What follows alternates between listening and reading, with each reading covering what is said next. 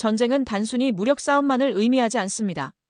군인들의 이동과 사기를 좌우하는 병참, 즉 보급 문제는 전쟁의 승패를 결정하는 중요한 요소입니다. 특히 전국시대 일본의 군인들은 극한의 상황 속에서 생존하고 싸우기 위해 어떤 음식들을 섭취했을까요? 오늘은 전국시대의 오다 노부나가와 도쿠가와 이에야스의 이야기를 통해 당시 군인들의 삶과 밀접했던 전투 식량, 문화에 대한 이야기를 여러분과 함께 알아보겠습니다. 오다 노부나가는 전투에서 승리한 후 포로가 된 적진의 요리사에게 음식을 만들게 했다는 일화가 전해집니다. 이 요리사는 늘 하던 대로 간이 심심한 건강식을 선보였습니다. 하지만 평소 구운 된장처럼 간이 강한 음식을 선호했던 노부나가의 입맛에는 맞지 않았고 요리사는 목숨이 위태로운 상황에 처했습니다. 이 요리사는 위기를 모면하고자 노부나가의 가신들에게 간청했고 이들의 요청으로 극적인 기회를 얻게 됩니다. 재차 기회를 얻은 요리사는 노부나가의 입맛에 맞춰 강한 양념의 음식을 선보여 겨우 살아남을 수 있었습니다. 이 일화는 한 지도자의 개인적인 음식, 취향이 전쟁 상황 속에서 얼마나 큰 영향을 미칠 수 있었는지 보여주는 흥미로운 사례입니다. 도쿠가와 이에야스가 오사카성을 함락시킨 마지막 전투까지 전국시대 군인들은 어떤 식량으로 전쟁을 버텨냈을까요? 전국시대에 각광받던 전투 식량 중 하나는 떡이었습니다. 떡은 별도의 조리 없이 바로 섭취할 수 있다는 장점이 있었으며 잘게 썰어 먹거나 빵처럼 부풀린 형태로 만들어 먹었다고 합니다. 크기는 작지만 섭취 시 포만감이 커서 전투 식량으로서 매우 효율적이었습니다. 당시 가장 인기 있었던 전투 식량은 주먹밥이었을 것입니다. 소금으로 간을 한 부드러운 주먹밥은 만들면 초기에 바로 소비될 정도로 인기가 높았습니다. 군인들은 보따리에 둥근 주먹밥을 넣고 비틀어 허리춤에 차고 행군했다고 합니다. 그러나 야전의 가혹한 환경에서는 주먹밥의 보존성 문제가 따랐고 휴대성도 좋지 않아 한계가 있었습니다. 장기적인 보관과 휴대가 용이한 전투 식량은 전국시대 군인들의 생존에 필수적이었습니다. 말린 밥 호시이는 우리나라의 누룽지와 비슷하다고 생각하시면 될 것 같습니다.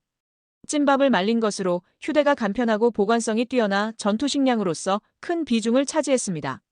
섭취 방법은 씹어 먹거나 물에 불려 먹는 방식이었는데 행군 중에도 쉽게 꺼내 먹을 수 있었습니다. 하지만 단점은 섭취 후 잦은 배탈이 발생했다는 점입니다. 세키가하라 전투 중 도쿠가와 이에야스가 쌀은 물에 담가 시간을 두었다가 먹어라라고 지시했을 정도로 문제가 심각했습니다. 딱딱한 호시이는 전투나 노동의 스트레스가 겹치면 소화에 더 큰 부담을 주어 군인들의 건강을 위협했습니다. 먹을 수 있는 다다미, 이모가라나와 에도 시대의 다다미가 비축, 식량으로도 사용되었다는 이야기는 매우 흥미롭습니다. 여기서 말하는 다다미는 우리가 아는 지피나 돗자리가 아니라 토란 줄기 이모가라로 엮어 만든 것이었습니다.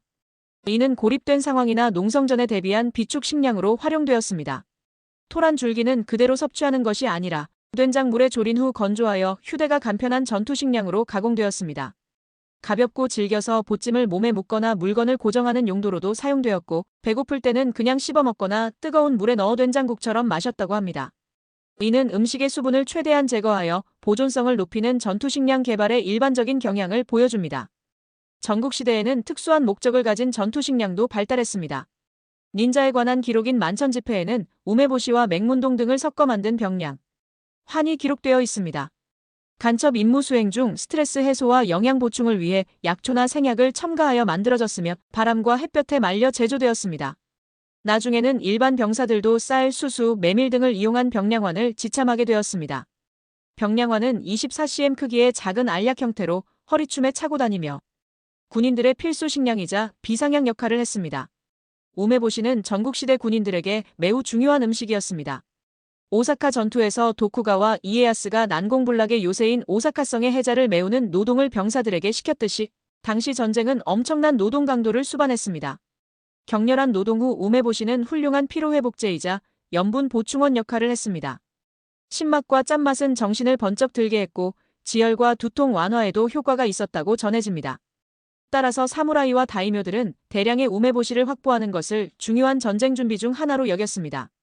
전국시대 군인들의 전투 식량 이야기는 단순한 음식을 넘어 당시 사람들의 생존 전략과 지혜, 그리고 기술의 발전을 보여주는 생생한 역사입니다. 오다 노부나가의 식성부터 도쿠가와 이에야스의 병참 지휘까지 음식은 전쟁의 흐름을 좌우하는 중요한 요소였음을 다시금 깨닫게 됩니다.